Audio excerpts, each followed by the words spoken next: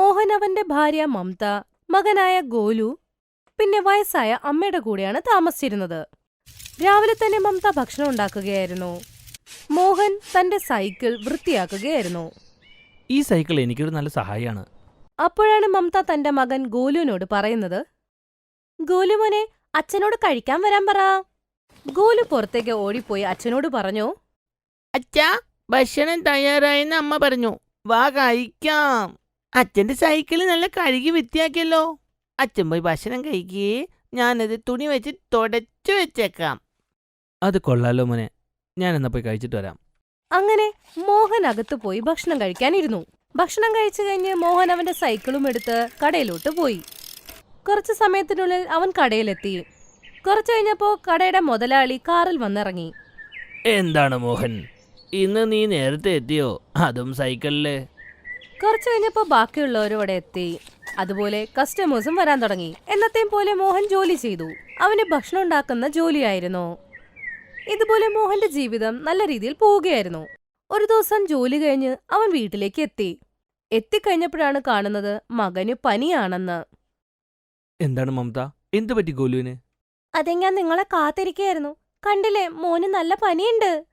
അങ്ങനെ മോഹൻ തന്റെ സൈക്കിളിന്റെ ഫ്രണ്ടിൽ ഒരു തുണി വെച്ചുകൊടുത്ത് മകനെ അതിന്റെ മുകളിലിരുത്തി. സൈക്കിൾ ഓടിച്ച് ഡോക്ടറെ കാണാൻ ക്ലിനിക്കിൽ പോയി. അതെ ഡോക്ടർ, കണ്ടില്ലേ, എന്റെ മകന് വല്ലാതെ പനിയാണ്. മോഹൻ പേടിക്കണ്ട, ഈ മാസം അങ്ങനെയാണ്. അത് പിന്നെ ഇവന് വൈറൽ ഫീവറാണ്. അടുപ്പിച്ച് 3 ദിവസം ഇവന് മരുന്ന് കൊടുക്കണം. അവൻ ഓക്കെ ആയിക്കോളും. പെട്ടെന്ന് ഗോലുവിനെ വീട്ടിൽ കൊണ്ടുപോകും. മരുന്ന് കൊടുക്കുന്നതിന് മുമ്പ് ഭക്ഷണം കൊടുക്കണം. 300 രൂപയായി. അയ്യോ ഡോക്ടർ, ഞാൻ പെട്ടെന്ന് വന്നതുകൊണ്ട് പൈസ എടുക്കാൻ മറന്നുപോയി. നാളെ ഞാൻ കടയിൽ പോകുന്ന വഴി തന്നാൽ മതിയോ? ഓ, അതൊന്നും വേണ്ട. ഞാൻ കുറച്ച് ദിവസമായി മട്ടർ പനീർ കഴിച്ചിട്ട്. നാളെ ഞാൻ കടയിൽ വരാം. ഈ പൈസക്ക് പകരം അതിനുള്ള മട്ടർ പനീർ തന്നാൽ മതി. ഞാൻ എൻ്റെ ഭാര്യയുമായിട്ട് വരാം. അതിനെന്താ ഡോക്ടർ, അതെനിക്ക് സന്തോഷമുള്ള കാര്യമാണ്. മോഹൻ മകനെയും കൊണ്ട് വീട്ടിലെത്തി. എന്നിട്ട് മരുന്ന് കൊടുത്തു. കുറച്ചു കഴിഞ്ഞപ്പോ അവന്റെ പനി മാറി.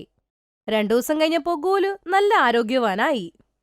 ഒരു ദിവസം മോഹൻ തിരിച്ച് വീട്ടിലെത്തിയത് ഒറ്റയ്ക്കല്ല, മുതലാളി കൂടെയുണ്ടായിരുന്നു. മോഹന്റെ കാലിലും കയ്യിലും പരിക്കുണ്ടായിരുന്നു. അമ്മയും ഭാര്യയും മകനും ഇത് കണ്ട് ഞെട്ടിപ്പോയി. ചേട്ടാ, എന്താ പറ്റിയത്? ഇദ്ദേഹത്തിന് എന്തു പറ്റി? അത് പിന്നെ എല്ലാവരും ജോലി ചെയ്തുകൊണ്ടിരുന്നതിനിടയ്ക്ക് മോഹൻ പെട്ടെന്ന് ഗ്യാസ് സിലിണ്ടർ പൊട്ടി.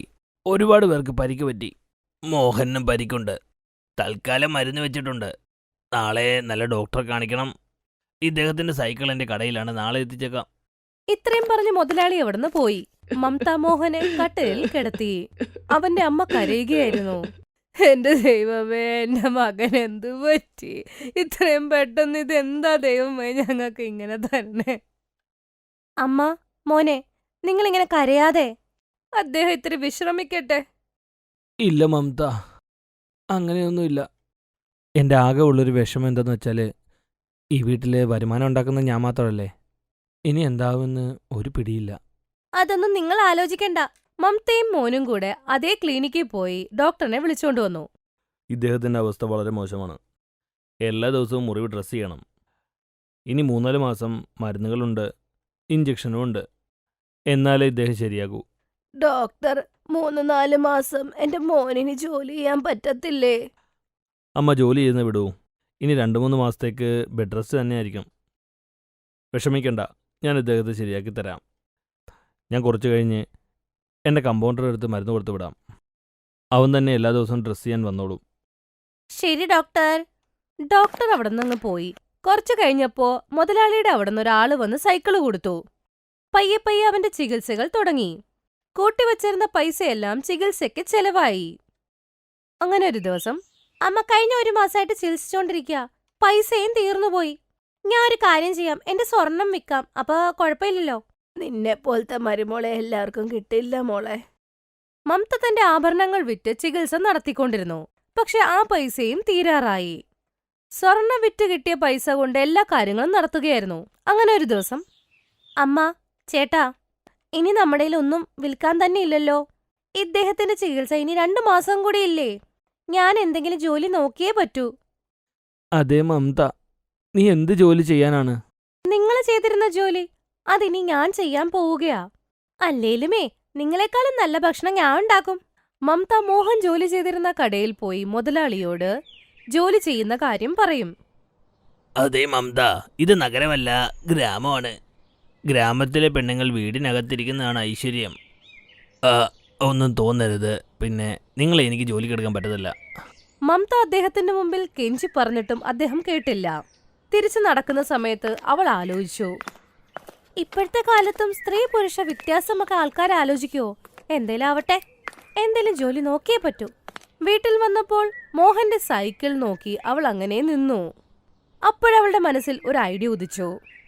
എന്റെ ഭർത്താവ് ചെയ്തിരുന്ന ജോലി തന്നെ ഞാനും ചെയ്യും. ആരുടെയും കീഴിലല്ല, സ്വന്തമായി തന്നെ ചെയ്യും. ഞാൻ എന്റെ തട്ടുകട ഈ സൈക്കിളിൽ തുടങ്ങും. ഈ കാര്യം അവൾ വീട്ടുകാരോട് പറഞ്ഞു. അടുത്ത ദിവസം തൊട്ട് അവൾ സൈക്കിളിൽ ചായ, കോഫി, ബ്രെഡ്, ബണ്ണ് അങ്ങനെ എല്ലാം വെച്ചു. എന്നിട്ട് നടന്നത് വിൽക്കാൻ തുടങ്ങി. ആദ്യത്തെ ദിവസം സ്കൂളും ഫാക്ടറിയുടെ മുമ്പിൽ നിന്നു. ജോലിക്കാർ അവളുടെ അടുത്തേക്ക് വന്നു. എല്ലാവർക്കും അവളുടെ ഭക്ഷണം ഇഷ്ടപ്പെട്ടു. ഒരു ജോലിക്കാരൻ പറഞ്ഞു, ചാച്ചിയെ, ഈ ഭക്ഷണം വീട്ടിലുണ്ടാക്കിയത് പോലെ തന്നെയുണ്ട്. ഞങ്ങളിവിടെ വാടകയ്ക്കാണ് താമസിക്കുന്നത്. ഞങ്ങൾക്കുള്ള ആഹാരം സ്വന്തമായിട്ട് ഉണ്ടാക്കണേ. ഞങ്ങൾക്ക് എല്ലാ ദിവസവും രാത്രി ഈ ഭക്ഷണം ഇവിടെ കൊണ്ട് തരാൻ പറ്റുമോ? ഞങ്ങളെല്ലാവരും കൂട്ടി ഒരു 50 പേര്. അതിനെന്താ, നിങ്ങൾ എവിടെയാന്ന് പറയൂ, ഞാൻ എന്നും 50 പേർക്കുള്ള ഭക്ഷണം കൊണ്ടുതരാം. അങ്ങനെ ആദ്യ ദിവസം തന്നെ അവളുടെ കച്ചവടം നന്നായിട്ട് പോയി. ദിവസവും 50 പേർക്കുള്ള ഭക്ഷണം അവൾക്ക് കൊടുക്കേണ്ട ഓർഡർ കിട്ടി. രാവിലെ സൈക്കിളും എടുത്ത് അവൾ പോകുമ്പോഴും തിരിച്ചവൾ വീട്ടിൽ വരുമ്പോഴും ഓരോ സ്ത്രീകളും അവളെ കളിയാക്കുമായിരുന്നു. അല്ലേ, ഇത് നോക്കിക്കേ, നമ്മുടെ നാട്ടിലെ സ്ത്രീകളൊക്കെ വീട്ടിലാണ് ഇരിക്കുന്നത്, അല്ലാതെ ഇങ്ങനെ വഴിയോരത്ത് ഭക്ഷണം വിൽക്കുകയല്ല. മമത ഇതൊന്നും കാര്യമാക്കി എടുത്തില്ല. അവൾ മിണ്ടാതെ അവളുടെ ജോലി ചെയ്യുകയായിരുന്നു. ഗ്രാമത്തിലെല്ലാവരും അവളെ അറിയപ്പെടാൻ തുടങ്ങി, സൈക്കിളിൽ ഭക്ഷണം വിൽക്കുന്ന സ്ത്രീയായിട്ട്. ഈ കാര്യം കളക്ടർ അറിഞ്ഞപ്പോൾ എല്ലാവരുടെയും മുമ്പിൽ വെച്ച് അവൾക്കൊരു അവാർഡും കിട്ടി. മോഹൻ ജോലി ചെയ്തിരുന്ന കടയിലെ മുതലാളിയും ഉണ്ടായിരുന്നു. കളിയാക്കിയവരുടെ മുഖമെല്ലാം ഒരുമാതിരിയായി. കടയിലെ മുതലാളി ഒന്ന് ആലോചിച്ചു.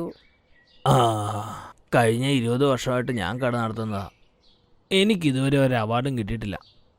എൻ്റെയും മമതയുടെയും വ്യത്യാസം എന്താണെന്ന് വെച്ചാൽ ഞാൻ ആർക്കും ഇൻസ്പിറേഷനായി മാറിയിട്ടില്ല. Well done Mamata.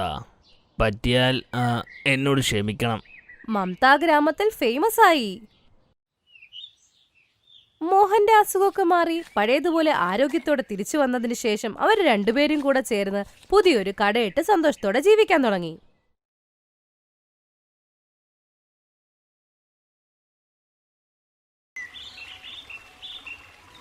പ്രാചി തന്റെ അമ്മ വീട്ടിൽ നിന്ന് ഭർത്താവിന്റെ വീട്ടിലേക്ക് പോകാനായി റെഡിയായി പുറത്തേക്ക് വരുന്നു. ശരിയമ്മേ, ഞാൻ പോവുകയാണ്. ശ്രദ്ധിച്ചു പോകണം കേട്ടോ. ഈ ടാക്സിക്കാരന് പൈസ കൊടുക്കേണ്ട. ഇത് നിന്റെ അകന്ന ബന്ധത്തിൽപ്പെട്ട ഒരു അങ്കിളാണ്. ചൂട് കൂടുതലാണ്. വഴിയിൽ വെച്ച് ദാഹം തോന്നിയാൽ വാങ്ങിച്ചു കുടിക്കരുത്. ആരോടെങ്കിലും മേടിച്ചു കുടിക്കണം. 2 പൈസയെങ്കിലും സമ്പാദിക്കാനാകും. നിങ്ങൾ പറഞ്ഞത് ശരിയാണമ്മേ, ഞാൻ പോവുകയാണ്. പ്രാചിക്കും തന്റെ പിശുക്കിയായ അമ്മയുടെ എല്ലാ ഗുണങ്ങളും കിട്ടിയിട്ടുണ്ട്. അവളുടെ അമ്മയുടെ കയ്യിലോ ഭർത്തൃ വീട്ടുകാരുടെ കയ്യിലോ പൈസയുടെ യാതൊരു കുറവും ഉണ്ടായിരുന്നില്ല. എന്നിട്ടും അവളിൽ പിശുക്കത്തരം നിറഞ്ഞു നിന്നിരുന്നു. പ്രാചിയുടെ 2 കുടുംബങ്ങളും പൈസയുടെ കാര്യത്തിൽ ഒരുപോലെയായിരുന്നു. പക്ഷേ ധനികനായ കുടുംബത്തിലെ മകളും മരുമകളുമായിരുന്നിട്ടും അവൾ നല്ല പിശുക്കിയായിരുന്നു. കുറച്ചു സമയത്തിനു ശേഷം അവൾ ടാക്സിയിൽ ഭർത്തൃഗൃഹത്തിൽ എത്തിച്ചേർന്നു. വണ്ടിയിൽ നിന്ന് ഇറങ്ങുമ്പോൾ അവളുടെ 7 വയസ്സുള്ള മകൻ യശ് പറഞ്ഞു, മമ്മി ഇന്ന് എന്തൊരു ചൂടാണ്. ഐസ്ക്രീം വാങ്ങി തരാമോ അമ്മേ? വെറുതെ പൈസ ചെലവാക്കേണ്ട ഒരാവശ്യവും ഇല്ല. നീ 5 ദിവസം മുമ്പേ ഷീറ്റിന്റെ മുകളിൽ ഐസ്ക്രീം വീഴ്ത്തിയതല്ലേ? അത് ഞാൻ തിരിച്ചെടുത്ത് ഒരു പാത്രത്തിൽ വെച്ച് ഫ്രിഡ്ജിൽ വെച്ചിട്ടുണ്ട്. നല്ലവണ്ണം തണുത്തിട്ടുണ്ടാകും. നീ അകത്ത് പോയി അതെടുത്ത് കഴിച്ചോ. ഉമേഷ് അങ്കിൾ അവളുടെ പിശുക്ക് കണ്ട് ആശ്ചര്യപ്പെട്ടു.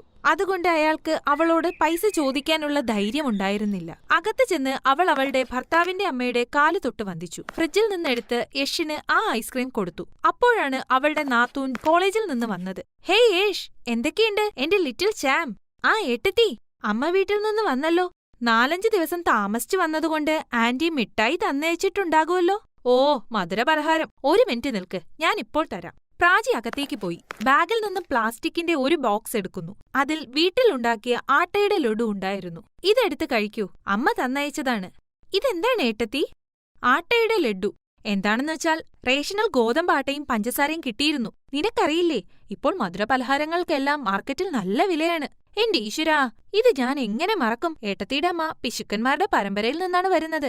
ഏയ് വേണ്ട ഏട്ടത്തി, ഞാൻ വൈകുന്നേരം കഴിച്ചുകൊള്ളാം കേട്ടോ. ഇപ്പോഴല്ലേ മധുരപലഹാരം വേണമെന്ന് പറഞ്ഞുകൊണ്ടിരുന്നത്. ഭർത്താവിന്റെ അമ്മയും നാത്തൂനും പരസ്പരം മുഖത്തു നോക്കിയിരുന്നു. അതിനുശേഷം പ്രാചി തന്റെ മുറിയിലേക്ക് പോകുന്നു. പിന്നെ വൈകുന്നേരം ഡിന്നർ ഉണ്ടാക്കാനായി കിച്ചണിലേക്ക് പോകുന്നു. അവിടെ അവൾ 5 പേർക്ക് ഭക്ഷണം ഉണ്ടാക്കുന്നതിനായി ഒരു ഉള്ളിയും ഉരുളക്കിഴങ്ങും തക്കാളിയും അരിഞ്ഞുകൊണ്ടിരിക്കുന്നു. തന്റെ പിശുക്കുകൊണ്ട് പ്രാചി അതിന്റെ തൊലിയും കൂടി പച്ചക്കറിയിൽ അരിഞ്ഞിട്ടിരുന്നു. മരുമോളെ, ഇതെന്താണ്? നീ പച്ചക്കറിയുടെ തൊലിയും ഇതിൽ അരിഞ്ഞിട്ടിരിക്കുന്നോ? അയ്യോ അമ്മേ, പച്ചക്കറിക്കാരൻ പച്ചക്കറികൾ തൂക്കുന്നത് അതിന്റെ തൊലിയോട് തന്നെയാണ്. പിന്നെ നമ്മളത് പൈസ കൊടുത്ത് വാങ്ങിയിട്ട് അതിന്റെ തൊലികൾ എങ്ങനെ കളയും? ഹേ റാം, ഇവളെ കണ്ടിട്ട് കഴിഞ്ഞ ജന്മത്തിൽ പിശുക്ക് രാജ്യത്തെ മഹാറാണിയാണെന്ന് തോന്നുന്നു. പ്രാചിയുടെ പിശുക്കുകൊണ്ട് വീട്ടിലെല്ലാവരും വളരെ പ്രയാസത്തിലായിരുന്നു. പിന്നെ അടുത്ത ദിവസം ഉച്ചയ്ക്ക് യഷ് സ്കൂളിൽ നിന്ന് വരുന്നു. മമ്മി, നല്ല ചൂടുണ്ട്. കുറച്ചു സമയം AC ഓണാക്ക്. ഭ്രാന്ത് പിടിച്ചോ? AC-യുടെ ബില്ല് എത്രയാകുമെന്ന് അറിയില്ലേ? ചൂടുണ്ടെങ്കിൽ ഒരു കാര്യം ചെയ്യ്. ബാത്റൂമിൽ ഒരു ബക്കറ്റിൽ വെള്ളം നിറച്ചു വെച്ചിട്ടുണ്ട്, പോയി അതിൽ കുളിക്ക്. പിന്നെ സോപ്പ് ഉപയോഗിക്കേണ്ട അത്യാവശ്യമൊന്നുമില്ല. ഇന്നലെ നീ സോപ്പിൽ കുളിച്ചില്ലേ? ഒരു കാര്യം ചെയ്യ്, വെള്ളത്തിൽ കുളിക്ക്. യഷ് മുഖം കറുപ്പിച്ച് ബാത്റൂമിലേക്ക് പോയി. മരുമകളെ, നിനക്കൊരു കുട്ടിയല്ലേയുള്ളൂ. കുറഞ്ഞത് അവനു വേണ്ടിയെങ്കിലും നീ ഈ പിശുക്കൊന്ന് കുറയ്ക്കൂ. പക്ഷേ തന്റെ അമ്മായിയമ്മയുടെ വാക്കുകളൊന്നും പ്രാചിയിൽ ഒരു മാറ്റവും ഉണ്ടാക്കിയില്ല. ദിവസങ്ങൾ കഴിയുന്നു. ഒരു ദിവസം, പ്രാചി, ഇതാ 1 മാസത്തേക്കുള്ള ചെലവിന്റെ പൈസ. വൈകുന്നേരം മാർക്കറ്റിൽ നിന്ന് കുറച്ച് പച്ചക്കറികൾ വാങ്ങിക്കൊണ്ടുവരൂ. ശരി, അങ്ങനെ ആവട്ടെ. റോനക് പ്രാചിക്ക് പൈസയും കൊടുത്ത് ഓഫീസിലേക്ക് പോകുന്നു. വീട്ടിലെ സകല ജോലിയും കഴിഞ്ഞ് പ്രാചി തന്റെ മുറിയിലേക്ക് പോകുമ്പോൾ ഒരു പച്ചക്കറി വിൽപ്പനക്കാരന്റെ ശബ്ദം കേൾക്കുന്നു. ഷിംല മുളക്, ക്യാരറ്റ്, ഉരുളക്കിഴങ്ങ് വാങ്ങൂ. ഇപ്പോൾ പുറത്ത് നല്ല ചൂടാണ്. പച്ചക്കറി വാങ്ങാൻ ഇത്ര ദൂരം മാർക്കറ്റിൽ പോകാൻ ആർക്കാണാവുക? ഇത്രയും ചിന്തിച്ച് പ്രാചി പുറത്തേക്ക് ആ ഉന്തുവണ്ടിക്കാരന്റെ അടുത്തേക്ക് പോകുന്നു. ഭയ്യാ, ഇതിനെന്താണ് വില? കിലോയ്ക്ക് 40 രൂപ. ഇത്ര വിലയോ? കോളിഫ്ലവറിനും ഷിംല മുളകിനും? സഹോദരി, എല്ലാറ്റിനും ഒരേ വിലയാണ്. നിങ്ങൾ എന്താണ് പറയുന്നത്? പോകൂ പോകൂ, ഇത്രയും വിലയുള്ളതൊന്നും വാങ്ങുന്നില്ല. ഇതെന്തൊരു സ്ത്രീയായത്? എല്ലാ ദിവസവും പച്ചക്കറികളെ കുറിച്ച് അന്വേഷിച്ചിട്ട് തിരിച്ചു പോകും. അവൾ വൈകുന്നേരം നടന്ന് 6 കിലോമീറ്റർ ദൂരെയുള്ള മാർക്കറ്റിൽ പച്ചക്കറി വാങ്ങാൻ പോകുന്നു. അവിടെ ചെന്നും പച്ചക്കറിക്കാരനോട് ഇതുപോലെ വാഗ്വാദം നടത്തുന്നു. മാഡം, ഇപ്പോഴുള്ള വിലയിലാ പച്ചക്കറികൾ കൊടുക്കുന്നത്. വില കുറച്ചൊന്നും ഞങ്ങൾക്ക് വിൽക്കാൻ പറ്റില്ല. പിന്നെ വില കുറഞ്ഞത് കിട്ടണമെങ്കിൽ എല്ലാ ദിവസവും രാവിലെ 5 മണിക്ക് മാർക്കറ്റ് തുറക്കുന്നുണ്ട്. അവിടെ പഴയ പച്ചക്കറികൾ പകുതിയിലും താഴെ വിലക്ക് കിട്ടും, വളരെ കുറഞ്ഞ പൈസയ്ക്ക്. വന്നിട്ട് അത് വാങ്ങിപ്പോയ്ക്കോ. എന്ത്? ചെറിയ വിലയ്ക്ക് പച്ചക്കറിയോ? ഇതെല്ലാം ചിന്തിച്ച് പ്രാചി വീട്ടിലേക്ക് വരുന്നു. പിറ്റേ ദിവസം രാവിലെ 4 മണിക്ക് എഴുന്നേറ്റ് മാർക്കറ്റിലേക്ക് പോകുന്നു. അവിടെ പച്ചക്കറികളുടെ കുറഞ്ഞ വില കേട്ട് അവൾ ആശ്ചര്യപ്പെടുന്നു. കിലോയ്ക്ക് 5 രൂപയ്ക്ക് പച്ചക്കറി. കിലോ 5 രൂപ. 5 രൂപയെ കിലോയ്ക്കുള്ളൂ? എന്റെ ഭഗവാനെ, ലോട്ടറി അടിച്ചല്ലോ. ഈ കോളിഫ്ലവറിൽ കുറച്ച് ചെളിയുണ്ട്, പിന്നെ തക്കാളി കുറച്ച് പഴകിയിട്ടുണ്ട്. ഇതെല്ലാം മിക്സായി വയറിലേക്കല്ലേ പോകുന്നത്? പിന്നെ രാവിലെ ഫ്ലഷ് ആക്കുകയും ചെയ്യും. പിന്നെന്തിനാണ് ഫ്രഷ് വാങ്ങുന്നത്? പൈസ സേവും ചെയ്യണ്ടേ? പ്രാചി പെട്ടെന്ന് തന്നെ പഴകിയതും വില കുറഞ്ഞതുമായ പച്ചക്കറികൾ വാങ്ങുന്നു. ഹായ്, ഈ പച്ചക്കറികൾ ശരിക്കും 500 രൂപ വിലയുണ്ടാകും. പക്ഷേ 100 രൂപയ്ക്ക് വാങ്ങി ഞാൻ 400 രൂപ ലാഭിച്ചു. പിന്നെ ആ പച്ചക്കറികൾ ഉണ്ടാക്കി എല്ലാവർക്കും കഴിക്കാൻ കൊടുത്തു. ആദ്യ ദിവസം പച്ചക്കറിയുടെ സ്വാദ് എല്ലാവർക്കും എന്തോ പോലെ തോന്നി. പക്ഷേ ആരും ഒന്നും പറഞ്ഞില്ല. പക്ഷേ അവൾ ഇത് തുടർന്നുകൊണ്ടേയിരുന്നു. ഈ പച്ചക്കറിയിൽ നിന്ന് ദുർഗന്ധം വരുന്നു. എനിക്ക് കഴിക്കാനൊന്നും വേണ്ട. മിണ്ടാതിരിക്ക് യേശ്. എന്താണ് ഉണ്ടാക്കിയെന്ന് വെച്ചാൽ മിണ്ടാതെ കഴിക്ക്. ശരിയാണ് ഏട്ടത്തി, പച്ചക്കറിക്കിപ്പോൾ ആ രുചിയില്ല. ഇത്ര ധനികയായിട്ടും മരുമകൾ വളരെ പിശുക്കിയാണ്. തീർച്ചയായും തന്റെ പിശുക്ക് അവൾ ഈ പച്ചക്കറിയിലും കാണിച്ചിട്ടുണ്ടാകും. ഞാൻ എന്തെങ്കിലും പറഞ്ഞാൽ മറ്റുള്ളവർ ഏറ്റുപിടിക്കും, പിന്നെ വഴക്കാകും. അങ്ങനെ ദിവസങ്ങൾ കഴിഞ്ഞു പോകുന്നു. പക്ഷേ ഈ കാര്യങ്ങൾ തുടർന്നുകൊണ്ടിരിക്കുന്നു. അങ്ങനെ ഒരു ദിവസം ദില്ലിയിൽ നിന്ന് ഇളയമ്മയും വരുന്നു. അപ്പോൾ പ്രാചി ആ പഴകിയ പച്ചക്കറികൾ ഉണ്ടാക്കി അതിഥികൾക്ക് കൊടുക്കുന്നു.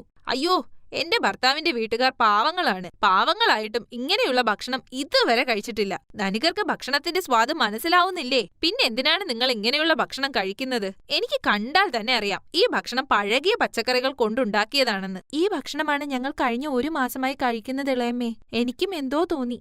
അപ്പോൾ കുഞ്ഞ് യേശ് വയറമർത്തി ഉച്ചത്തിൽ നിലവിളിക്കാൻ തുടങ്ങി. ആ, മമ്മി, വയറ് വേദനിക്കുന്നു. അമ്മായിയമ്മയ്ക്കും വയറുവേദന തുടങ്ങി. ഭർത്താവിനും രോഗം പിടിപെട്ടു. ഇതെല്ലാം കണ്ട് പ്രാചി നല്ലവണ്ണം പേടിച്ചു. നിങ്ങൾക്കെല്ലാം പെട്ടെന്ന് എന്താണ് പറ്റിയത്? മരുമോളെ, എല്ലാവരെയും പെട്ടെന്ന് ഹോസ്പിറ്റലിലേക്ക് കൊണ്ടുപോകാം. ഇളയമ്മയുടെ കൂടെ ടാക്സി പിടിച്ച് അവൾ എല്ലാവരെയും ഹോസ്പിറ്റലിലേക്ക് കൊണ്ടുപോയി. ചീത്തയായ ഭക്ഷണം കഴിച്ച് ഫുഡ് പോയിസൺ ഉണ്ടായിരിക്കുകയാണ്. ഇതെല്ലാം ഞാൻ കാരണമാണ് ഉണ്ടായത്. ഞാൻ വിചാരിച്ചു പൈസ സേവ് ചെയ്യാമെന്ന്. പക്ഷേ എന്റെ പിശുക്ക് ഫാമിലിയുടെ മുഴുവൻ ആരോഗ്യത്തെയും ബാധിച്ചു. മരുമോളെ, സമ്പാദ്യം നല്ലത് തന്നെയാണ്. ചീത്തയായ സാധനങ്ങൾ ചെറിയ വിലയിൽ കിട്ടും, പക്ഷേ അതിന്റെ പ്രത്യാഘാതം വളരെ വലുതായിരിക്കും. തികച്ചും സത്യമാണ് പറഞ്ഞത്. കുറച്ചു മണിക്കൂറുകൾക്ക് ശേഷം അവരെല്ലാവരും വീട്ടിലേക്ക് തിരിച്ചു വന്നു. പ്രാചിക്ക് തന്റെ തെറ്റു മനസ്സിലായി. എന്നോട് ക്ഷമിച്ചാലും പണം സമ്പാദിക്കേണ്ടത് അത്യാവശ്യമാണ്, പക്ഷേ സ്നേഹത്തിനും ആരോഗ്യത്തിനും തുല്യമാവില്ല. ആ ദിവസത്തിനു ശേഷം പ്രാചി തന്റെ പിശുക്ക് ഉപേക്ഷിച്ചു. തന്റെ പിശുക്കുകൊണ്ട് കുടുംബാംഗങ്ങളുടെ ജീവൻ വരെ പോകുമെന്ന് അവൾക്കു മനസ്സിലായി. Thanks for watching.